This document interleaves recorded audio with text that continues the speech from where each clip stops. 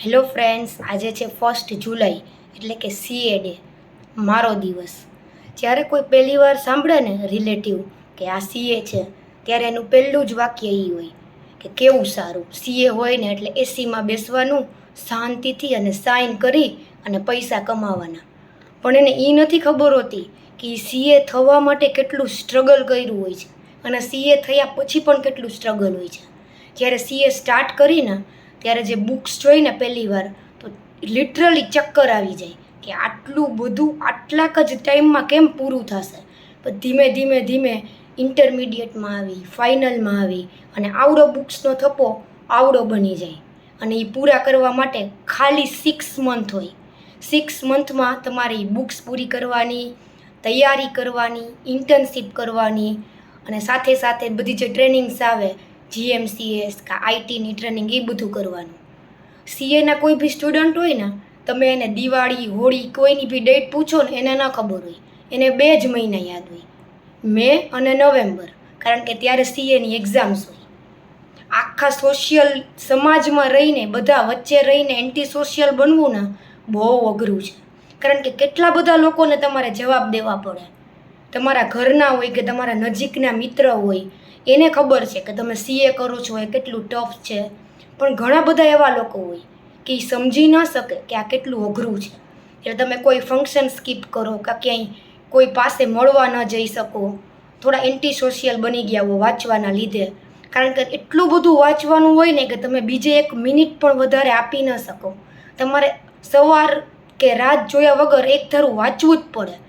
તો ત્યારે ઘણા લોકો એવું કહે, એવા શું વાંચીને ઊંધા વળી ગયા હોય, એવું શું અઘરું હોય, બધાય વાંચતા તો હોય જ ને, બધા એક્ઝામ તો દેતા જ હોય ને, અને 50% તો માર્ક લેવાના છે, એમાં શું દિવસ રાત એક કરવાના હોય.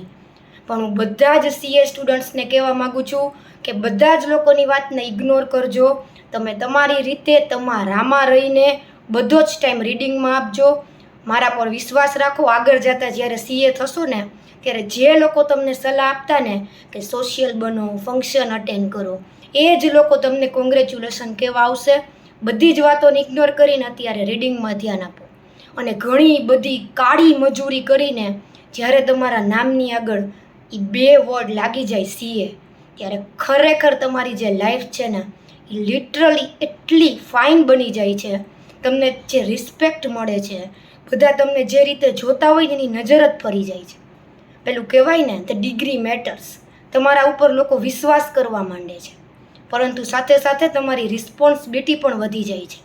સીએ થયા પછી તમારી એક અલગ જર્ની સ્ટાર્ટ થાય છે. જો તમે સીએની પ્રેક્ટિસ સ્ટાર્ટ કરો તો જે તમે ભણેલા છો, જે તમે થિયોરિકલ ભણેલા છો, એ હવે તમારે પ્રેક્ટિકલી અપનાવવાનું આવે છે.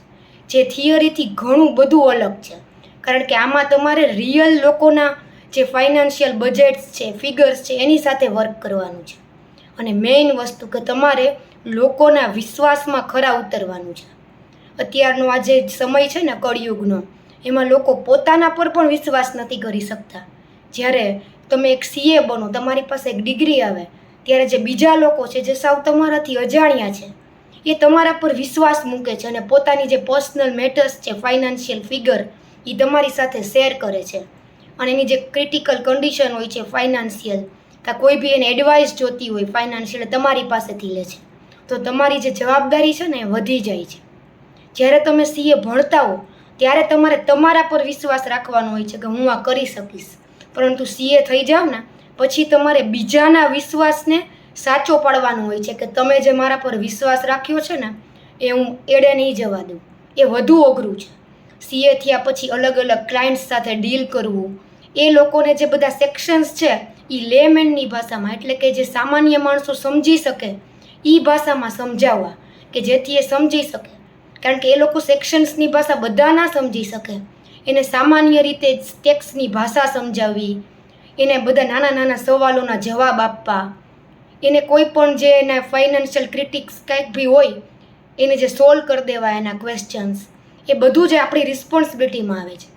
પરંતુ જ્યારે આપણે કામ કરતા હોઈએ ને ત્યારે ખરેખર એક વસ્તુનો એક દિલથી સંતોષ થાય છે કે આપણે એ ડિગ્રી મેળવી શક્યા છીએ કે જેનું આપણે એકવાર સપનું જોયું હતું. અને એ ડિગ્રીના લીધે આજે ઘણા બધા લોકો આપણા પર વિશ્વાસ કરી રહ્યા છે. આપણી સલાહ માની રહ્યા છે, આપણને રિસ્પેક્ટ આપી રહ્યા છે, જે ખૂબ જ મોટી વસ્તુ છે. તો thank you all my friends, family, colleagues and all the professionals અને મારા બધા જ ક્લાયન્ટ્સ કે જેને મારા પર, મારી ડિગ્રી પર વિશ્વાસ રાખ્યો છે. Thank you so much and happy CA day to all the CA aspirants. Thank you.